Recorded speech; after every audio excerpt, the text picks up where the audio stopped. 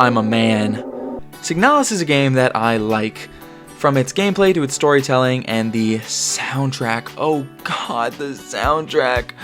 This game is absolutely life-changing in more of a brain aneurysm-inducing type of way. The sheer quantity of puzzles around the game is single-handedly responsible for sending my pea-brain into therapy.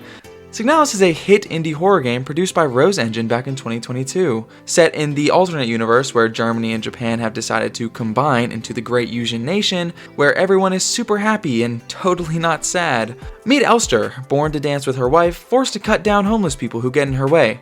Elster has a lot of lore that the game doesn't really want you to know. Yet. Or at all.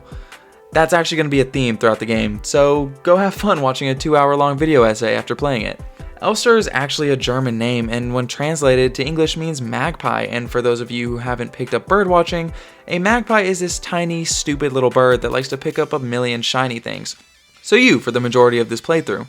The amount of things scattered around the levels is absolutely criminal, ranging from healing items to ammo to the keys you actually need to progress the game. Oh, and you're going to want to pick up every last one of them. But wait, hold on, I need to explain something before you pick up your 4th healing item. And that something is the rule of 6. You see, in Signalis you'll find propaganda posters littered around the countless areas detailing aspects of the world. Most of them are of little importance gameplay-wise, but one found at the beginning of the game details the rule of 6, a lazily written explanation for why your character is only able to carry 6 items at a time.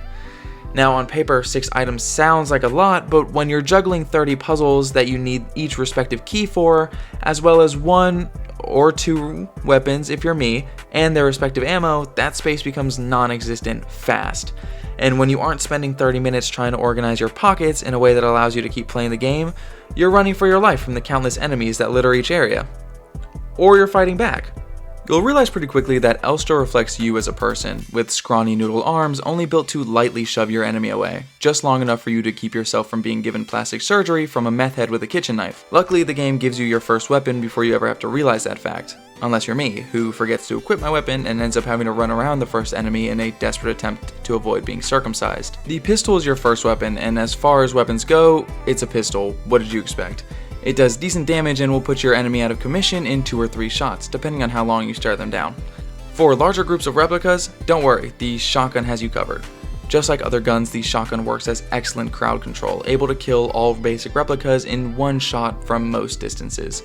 You'll find the shotgun in the reception room, so give that lost puppy a home in your inventory. Not much to really say about the shotgun, can't even make fun of it, so just a 10 out of 10. If you're looking for something a little more precise, the Nitro Express rifle, aside from having the coolest name for a gun, does big damage, killing almost every enemy in 1 shot. Aside from bosses, of course, which it should be doing that much damage, considering its magazine size of 2 bullets, taking nearly 4 seconds to reload. Aside from the rifle's lack of ammo, it's an incredible gun, and I favored it later in the game when I was running out of my ammo for every other gun. I would recommend this to anyone who needs to kill mainly the bigger enemies on their own, because wasting half of your pistol magazine on one enemy is rarely a good idea. If you've gotten this far and decided none of these guns are for you, let me introduce you to the revolver. My beloved. Please listen, the revolver is the best gun in the game. I don't really care what you think, it's not a debate or an opinion, it's the best gun in the game, no questions asked. I'm pretty sure the devs said the same thing, you can go ask them, they're not going to respond to you, and neither will I. The revolver is a 6-shot absolute hand cannon that kills most weaker enemies in 1 hit, and I know what you're thinking, but Izuno, doesn't the shotgun kill most enemies in 1 hit? And it hits multiple enemies, why is the revolver better? Let me explain, okay, shut your mouth. The main difficulty in Signalis comes from the absolute lack of valuable resources. Throughout your playthrough, you'll rarely find anything, whether that be heals or ammunition. However, for some reason, the Signalis devs decided to bless me with a frankly absurd amount of revolver ammo, to the point that I would clear multiple rooms and would still have ammo to spare. And personally, I don't like leaving anyone alive, so you know, that's that. I could glaze this gun for the next hour or so to save me the suffering of editing all of this, I'm gonna cut it short, so revolver gets 11 magpies out of 10. For the submachine gun, oh my goodness, I hate this gun.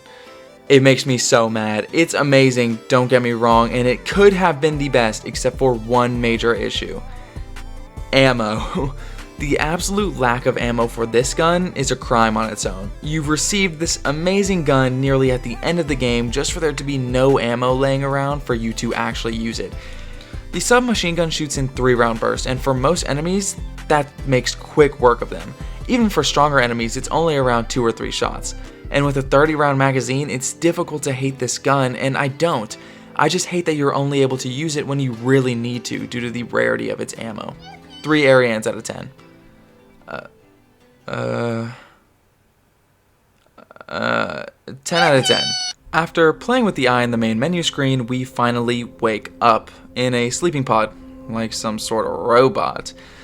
And after walking around and trying to open every locked door, we make our way to a small room with a banner, the Penrose, along with a spacesuit locked behind a set of glass, which I need a keycard to unlock. If you haven't figured it out yet, this is a puzzle game and we're just getting started. However, before we leave, we can see that one of the spacesuits is already gone. Just down the hall, we find the cockpit, where we learn that we currently are on a crashed ship in a snowy planet, and from what we can tell, all alone, except for a photograph we find on the control panel hinting at another person having been here. After trying to brute force the next puzzle for 5 minutes, I finally decide to use my monkey brain and turn the photo in my inventory to find the answer staring me in the face this entire time. Most of my footage is actually just this, not knowing how to solve a single puzzle for 30 minutes and then looking it up out of embarrassment. After entering in the code, the sleeping pod opens. Where I expect to find my missing partner, I find a broken keycard. The tape we find in the next room allows us to repair it, so we can finally get our hands on that sweet spacesuit. Once we put the spacesuit on, we're treated to a cutscene, walking through the empty, snowy wasteland, hopefully to find shelter, but instead of a nice cabin with some people, we find a hole in the ground, with steps that look like they go against every safety law imaginable. After climbing into yet another hole at the bottom of this hole, we find a normal-looking room, with a book. I don't know how to read, so we quickly ignore it. I look around the room a bit more, but there's really nothing here, so unfortunately, we're gonna have to try reading. But before I can, we're quickly sent to a handful of numbers and a buttload of cryptic imagery. I didn't like poetry class, so I'm not really reading all that, but at least there's some awesome music in the background, and now after being told to wake up again, we find ourselves in the bathroom. How the hell did I get here? After hyping myself up in the mirror, I spend literally 5 minutes looking for this keycard on the desk that was staring at me the entire time. We eventually find a safe, which we need a combination for, and after looking around a bit more, we come across our first person. We get straight to the point, asking for where our wife is. Unfortunately, Star, the unit we just met, doesn't know, but she does give us a general direction to head towards, underground in the mines. We do a little dance of joy and head off, leaving this injured woman to die alone. Hey look, a gun, and a keycard. After narrowly dodging our first ankle biter, I make my way back to the new friend we seem to have made, but she seems to have left. Jerk. However, she has left some items behind, so all's well that ends well. The door ahead also seems to be locked. We'll need to find the classroom keycard to open it. Heading back, we meet Issa Ito. Wielding a bloody kitchen knife, she quickly becomes my best buddy before wishing me luck in finding my partner before leaving. Hold on, I didn't tell her. Using the aperture keycard allows us to find the combination we need for that safe we found earlier. Quickly punching it in, we find the classroom keycard, just what we need to get out of here. Making our way inside, and Jesus, what is this game's obsession with holes? However, we make bad decisions, so we quickly jump in.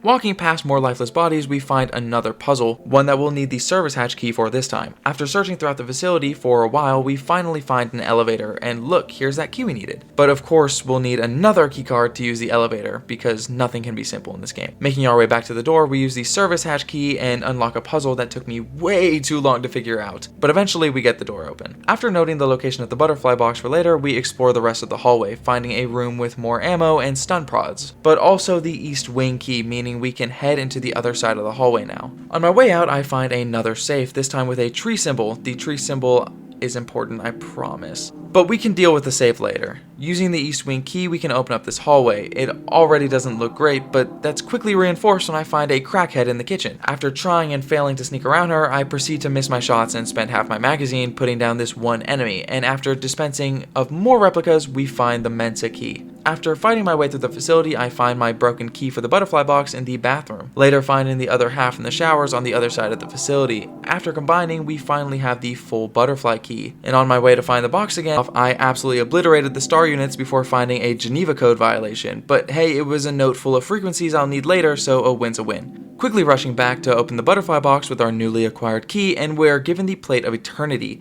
as well as a quick flash to some flesh and a new puzzle before finding ourselves somewhere new. A radio tower in the middle of a snowstorm. Quickly heading inside for some much needed assistance, we instead find a radio module, allowing us to tune our radio to certain frequencies. Tuning the frequency to the number on the radio tower, and we're promptly sent back to our reality, our new radio module still in hand. After shaking off the effects of our sleep-deprived induced hallucinations, we head to the safe, using our newfound radio to get the combinations. Once inside, we find the identification card. We can now use that elevator. Heading down, we make it to the 3rd floor before the power goes out, causing the elevator to eat my keycard and leaving me pining for a new one. Making do with our current situation, however, I spot a tasty looking shotgun behind that glass. And after picking up my new toy, I search the new location, only to find even more puzzles. After completing a short water puzzle, we reverse the flooding in the lower level enough for us to safely walk around, allowing us to find both the water key and the video cassette. Combining the socket and wrench we just found allows us to open the air vent, giving us an air key to add to our collection, quickly inserting it into our next puzzle, requiring us to find 5 keys in total. Finding a suspicious looking TV in the medical room, we're prompted to insert the video cassette tape, sending us to yet another memory. The girl with white hair from our photo at the beginning of the game, sitting alone in a subway car. Approaching her only causes her to vanish, leaving behind the gold key where she once sat. And after being sent back, we can go ahead and add the gold key, leaving us with only 2 remaining. Finding and solving a new safe down the hall, we're given an eyeball as well as the incinerator key card. Using the incinerator key as well as solving yet another puzzle allows us to grab the fire key from inside, quickly inserting the key and leaving us with only 1 left. And after definitely not taking an hour to figure out what to do next, we copy down the pattern from the key card into the x-ray before copying it onto our blank key card. I totally got this legitly and didn't copy it wrong at least 3 times before eventually looking it up out of shame. That definitely didn't happen, so... We're then led into an old room with yet another hole in the middle and a place to save. And ammo. Damn it, it's a boss fight. Mina is the first boss of the game and probably the second to worst. To beat Mina, all you need to do is let her shoot you a few times with her mining laser before eventually collapsing out of... exhaustion, I guess? I don't really know. But when she does collapse, you're given a free opportunity to shoot her a couple times before repeating the process over and over. But if you thought that was all, you're wrong. She also calls her little dogs to help every couple of seconds to make moving around this already confined space even more of a pain. But after easily defeating her, before I can even recover, I'm introduced to our new friend, Adler. Also the first male of the game, so you know. Hey man. Speaking with Adler briefly about our missing friend, he says he may have seen her, but having a disagreement on which Pokemon is better, he pushed me down the elevator, causing me to once again relive a memory. This time we find ourselves in a cold classroom, once again on that snowy planet from before. It's here that we find out that we're being transported to Rotfront in each of these memories, the home planet of our missing partner.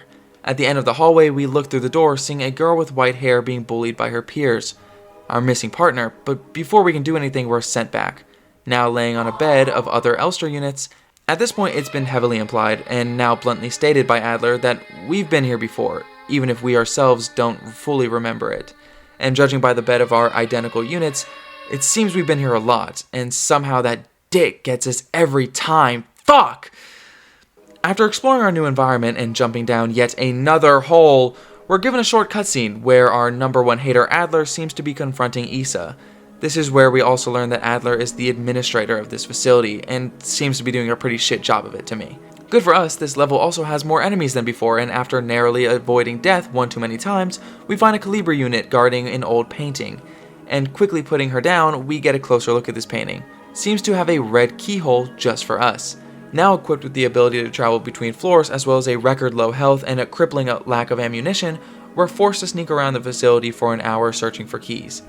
After using the fuse we found to complete the generator puzzle, we're finally able to work with the lifts, allowing us to now travel to subsection 8, home to Falk's office and an overall cleaner area, a nice change of pace for me. And after avoiding more enemies in the next rooms due to our lack of ammo, we were finally given a flashlight, letting us travel in those dark rooms now. After clearing our first dark room, we're rewarded with the Falcon key as well as the Hunter's key for the box we found in the gun range, and after using the Hunter's key we're given My Beloved. And with our new influx of ammunition, we can finally make some more progress. Traveling back down to the lower floors with our flashlight and new revolver makes our experience much more bearable. Still incredibly annoying, but, you know, bearable. And after sneaking into Falk's office, we're given another puzzle, a large box with owl symbols as well as some ammo and other resources. And after peacefully making our way through a crowd of people in a dark room, we're given another hole to drop into, leading us to a lone R unit. but this one doesn't seem to be corrupted. In fact, they don't seem to even know what's going on above. She also seems to recognize us, as we've probably been here before. She quickly repairs our flashlight for us, and as much as I would have liked to stay with her forever, I already have a wife, so I need to get moving. Picking up the cassette tape and playing it on our cassette player on the floor below gives us a frequency to play to open the owl box from earlier. However, I didn't understand this at the time, so instead I went to open the letterbox upstairs, giving me the library key. The library key allows us to complete a short puzzle, giving us an astrolabe. The astrolabe being placed on this small safe in Adler's office, and after aligning the symbols to correspond with the planet map from earlier, we're treated to Adler's administrator key, as well as his diary, detailing the strange deja vu he gets when he sees us, and how these events seem to have been repeating themselves. With our only option now being further down the facility into the mines to find our partner, we use the administrator's key to activate the mineshaft elevator, descending. We're quickly reintroduced to Issa and Adler, whose relationship seems to have gone the same trajectory as ours, leading Issa to stab him in the eye, letting him fall down into the mines, presumably to his death. Back to us, we're finally able to explore the mines, being led down winding tunnels and... is that an Akira reference? But anyway, of course the game refuses to give me peace for more than 5 minutes, so we're quickly back to fighting through swarms of enemies, and after having nowhere else to go, we jump down our 5th hole of the game, this time leading to another vision, a dark beach at the bottom of a cliff face, only enough light to see the notes scattered across the sand, each detailing parts of a poem, something a much smarter man would understand, but not me. So after walking back up to the beach, we're suddenly transported to Nowhere. The place Nowhere, not the one from Marvel. Nowhere is probably the worst and longest section of this game, and it's completely my fault. The amount of times I got lost are uncountable, and I genuinely don't even know how many puzzles I completed without help. I had spent most of this game trying to beat every puzzle alone, but at this point I was about 6 hours in and had no shame. Not to mention that in this particular area the map no longer worked, and the doors did not connect properly to each other, adding another level of difficulty and frustration that my sleep-deprived mind wasn't ready for. After searching my immediate area for whatever puzzles or items I need, I make my way deeper into the facility, and I'm treated to yet another fucking hole. This time with an accompanying boss fight. The Chimera appears as this pulsating flesh-like creature inside of a cage. Sporting multiple limbs, this boss also has around 900 HP. For reference, Mina took me 5 minutes to kill and she had 200. But luckily we don't actually have to beat this boss, all I need to do is stall. You may have noticed Issa hiding in the corner, and after distracting the boss long enough for Issa to calm down, she'll take out her rifle and one-shot the boss for us, also proceeding to knock herself out with the knockback of said rifle. After kindly bringing Issa to a spot to sleep off her concussion, we're given a new area to explore, throughout which we're given some rings and Matryoshka dolls, as well as the plate of flesh. Remember these guys? We found one about 6 hours ago. Yeah, me neither, but hey, there's more now. After looking up what to do, having spent 30 minutes unable to figure out what I was supposed to be doing, and genuinely thinking the game was bugged or something, the internet quickly confirmed that I'm just bad at puzzle games. What I was supposed to do was tune my radio to each frequency near this small remote in the glass container. Each frequency would display a different shape along with its respective code, allowing me to open all these doors that I couldn't before. And after using my new codes on the first doors I found, I very quickly died. So there goes my perfect run, and on some bullshit too. This alone was enough for me to call it quits for tonight, and I quickly went to bed. Starting again in the next morning from my last save, I decided on a different approach. Is R difficult for me to pronounce? Approach. Starting again the next morning from my last save, I decided on a different approach, going through the other locked doors first before trying that one again. My first door led me to a set of hands sticking out from the walls, allowing me to place what rings I had on her fingers for safekeeping. Heading through yet another maze allows us to find the plate of sacrifice, and after finishing up our Matryoshka doll, we're finally able to get the plate of balance. If you thought that we're starting to collect too many of these plates, don't worry, we're quickly given some place to put them, and god damn it, we need 6 of them. After finding some incense to burn on the shrine from the start, we were given the plate of love, which is ironic considering how much I'm starting to hate these damn plates, but hey, only one more to go. Before we can find the final plate, we need to put the third ring on the puzzle from earlier, and after fixing the order a bit, her other hand moves from her face, revealing the plate of knowledge, and with the final plate inserted, we can finally leave. After making our way up the flesh stairway, we're greeted by Adler once again. Somehow this guy isn't dead, but whatever. Adler asks us to stop, explaining how he's been here countless times, and how I don't fucking care. Whatever's beyond those red gates calls to us, so we quickly leave Adler behind. Leaving also the bodies of our former selves, because whoever has been there seemingly has been waiting for us. We're led back to the Penrose, somehow in the center of this red desert, but we aren't strong enough, our arms tearing before we can even open the door, and as our eyes close, we're prompted to wake up. We're sent back to the main menu, but things are a bit different now, lifeless and decrepit, and I don't think it said begin last time. After trying to close out the game, we're told to wake up. We're back in the pod, but this time it's different. It's not cold and run down, everything seems to be how you would expect. The lights are functioning and no damage in sight. After completing a few chores around the ship, we're able to enter our new room where we find our partner, Ariane. We've finally found her, and for the most part, it's the reunion we've been hoping for. Finally able to dance again, but this is just a memory, and after being told for the 4th time to wake up, we finally do. In the ship again, however, this time it's like it was before, destroyed and cold. Making our way through the bloody hallways, we quickly come across one of our bodies. However, this one is significantly less damage, allowing us to replace some of our parts with hers. After effectively upgrading ourselves and jumping down another hole, we're sent back to that dark beach, although this time we were able to make it to the boat at the very end. After hopping into the boat, we find ourselves in that familiar bathroom again, although this time the whole facility seems to be corrupted. Masses of flesh scattered across the floor and blocking doorways. And that's it. Yeah, so I should probably be honest, the rest of my footage for this last section of the game is completely gone. OBS didn't feel the need to tell me that I was completely out of storage until it was too late. And unfortunately for me, Signalis doesn't have a chapter select function yet, so yeah. Any other person would probably leave it here, find some footage online, yap about it for the rest of the game, but not me. So I replayed the entire game, speedrunning it in less than 4 hours, and for reference, my first time playing this game took me just over 8 hours. So I may be bad at this, but at least I'm dedicated. Quickly grabbing the key from the safe with the same combination as before, we carefully make our way past the enemies and masses of flesh blocking our path. After entering what was once the classroom with a small hole in the middle, it seems the hole has completely overtaken the room. After jumping and witnessing a short cutscene of Adler going through an emo phase, we arrive at Rotfront, a completely different planet? No, seriously, Rotfront is an entirely different planet. Where we've been for the rest of the game has been laying, but making do with our situation, we make our way to the next save. And lucky we did because immediately after, we quickly die. And to some door camping bullshit too. Vowing to not make the same mistakes twice, we make our way past the hallway and upstairs to find the hand wheel. After collecting the blue disc and acetone, we can responsibly slide down this old meat grinder into our next level, leading us to our first tarot card that we'll have to collect. Lucky for us, Rotfront only has 3 floors. Not lucky for us, the rooms are getting tighter and the enemies are getting stronger and more frequent. Not to mention my ammo is at an all-time low. But making our way down to the metro station and past some more enemies, we can finally get back to a safer level, the word safer of course being ironic, considering my life is back on the line a moment later. But after curb stomping our remaining enemies, we can safely make our way back to the painting room, using the acetone to acquire our next tarot card. Our third tarot card is quickly obtained by entering the letters found on the butterflies in the safe room, giving us the Moon tarot card.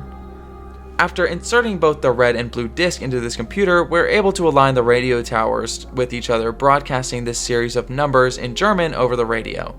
Using the medical records we found on the computer as well, we're able to open this door to finally find Isa again, who doesn't seem to be doing so well. She hasn't found the woman she's looking for, and after telling us that she's failed, she dissolves into the floor, having never been real in the first place. Rather, a manifestation of the woman we've been looking for's imagination. Fittingly, we also find the Death Tarot card here. Making our way through the facility to find our next card, we come across the Hummingbird box, and playing the broadcast from earlier allows us to open it. Obtaining our second to last tarot card, and we're able to develop this photo for a pack scanner, and we're given our final tarot card, the Sun.